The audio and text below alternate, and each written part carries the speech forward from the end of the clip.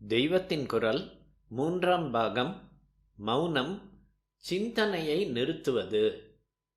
வாய் மௌனத்தோடு தினமும் கொஞ்ச நேரமாவது எதையும் நினைக்காமல் சிந்தனை தாரையை அடக்கி வைக்க வேண்டும் என்று சாஸ்திரம் சொல்கிறது. தூஷ்ணீம் கிஞ்சித் அச்சிந்தையேத். சாதிப்பது கஷ்டம்தான்.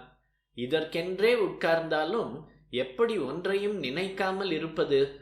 ஒன்றையும் நினைக்காமல் இருக்க வேண்டும் என்ற நினைவுதானே இப்போதும் வந்து கொண்டிருக்கிறது என்று தோன்றும். மனஸ் எதையும் நினைக்காமல் இருக்க வேண்டும் என்று பிரயாசைப்படுவதும் மனசின் ஒரு காரியம்தான். சிந்தையை அடக்கியே சும்மா இருக்கும் திறம் அரிது என்று சொன்னது இதனால்தான். ஆனாலும் இப்படி பண்ண வேண்டும் என்ற பூர்ண ஈடுபாட்டோடு விடாமுயற்சியுடன் இதற்காக உட்கார்வது என்று ஆரம்பித்தால் ஈஸ்வர கிருபையில் அந்த லட்சியம் கொஞ்சம் கொஞ்சமாக கைகூட ஆரம்பிக்கும். நாம் பண்ணக்கூடியது எத்தனம்தான், பலன் ஈஸ்வரன்தான் தர வேண்டும்.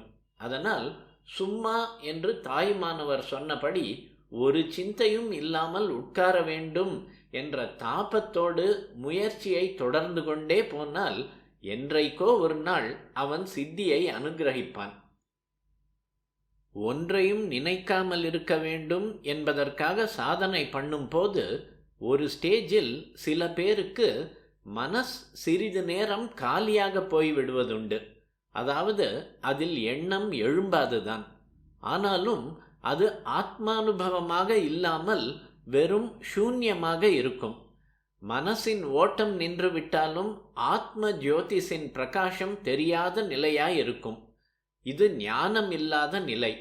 ஆத்மானுபவம் என்பதோ பூர்ண ஞான நிலை. ஆத்ம ஜோதிஷ் என்றனே. அப்படியானால் அது அக்னி மாதிரி ஒரு ரூபத்தில் இருக்கும் என்ற அர்த்தம் இல்லை. ஞானத்தை தான் இங்கே ஜோதிஷ் என்பது. அறிவொளி என்பது இதுதான். இங்கிலீஷிலும் ஞானம் வருவதை என்லைட்டன்மெண்ட், இல்லுமினேஷன் என்றே சொல்கிறார்கள். இந்த அறிவு இன்னொன்றை ஆராய்ச்சி பண்ணி தெரிந்து கொள்ளும் அறிவு இல்லை. இது இன்னொன்றாக எதுவுமே இல்லாத தன்னைத்தானே தெரிந்து கொள்வதுதான். இப்படிப்பட்ட ஞானானுபவம் இல்லாமலே நல்ல தூக்கத்தில் ஒரு தினுசு மாதிரி ஒரு எண்ணமும் இல்லாமல் புத்தி வெறிச்சாகி விடுகிற நிலை கொஞ்சம் நாழி ஏற்படலாம். அதற்காக பயப்படக்கூடாது. இது தற்காலிகமாய் இருப்பதுதான். ஆத்மாவோ ஈஸ்வரனோ அந்த எதுவோ ஒன்று தெரிய வேண்டும் என்ற தாபத்தை விடாமல் பிரார்த்தனை பண்ணிக்கொண்டு தொடர்ந்து இந்த பிரயாசையில் உட்கார்ந்து வந்தால் இந்த சூன்ய நிலையிலிருந்தே ஈஸ்வரபரமாக ஆத்ம சம்பந்தமாக மாத்திரம் நினைக்கிற நிலைக்கு போய்விடுவோம். From no thought to god thought. நினைப்பு இருக்கும்.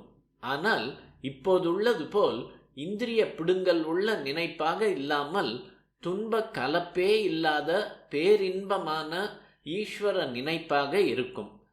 அதற்கப்புறம் அந்த ஈஸ்வரனும் வேறேயா இல்லாத பரம ஞான நிலையில் எல்லா நினைப்புகளும் அவற்றுக்கு மூலமான மனசும் கரைந்து போய் நிறைந்த நிறைவான மௌனம் சித்திக்கும். பரபிரம்மத்தை மனசாலும் வாக்காலும் பிடிக்க முடியாது.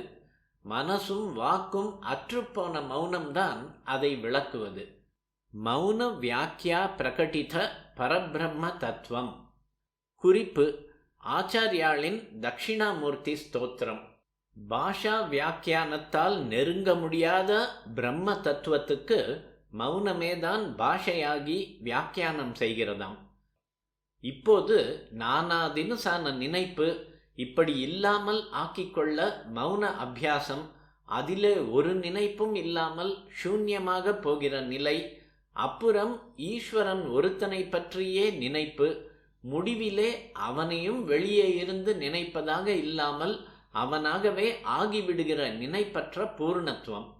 முதலிலிருந்தே அந்த சூன்ய நிலை அதோடு முடிந்து விடக்கூடாது என்பதில் கவனமாயிருந்து விட்டால் எல்லாம் சரியாகிவிடும். பூர்ண நிலைக்கு போய்விடலாம். முதலில் உண்டாகும் சூன்யத்தை லயம் என்றும் முடிவில் உண்டாகும் பூர்ணத்தை சமாதி என்றும் சொல்வார்கள்.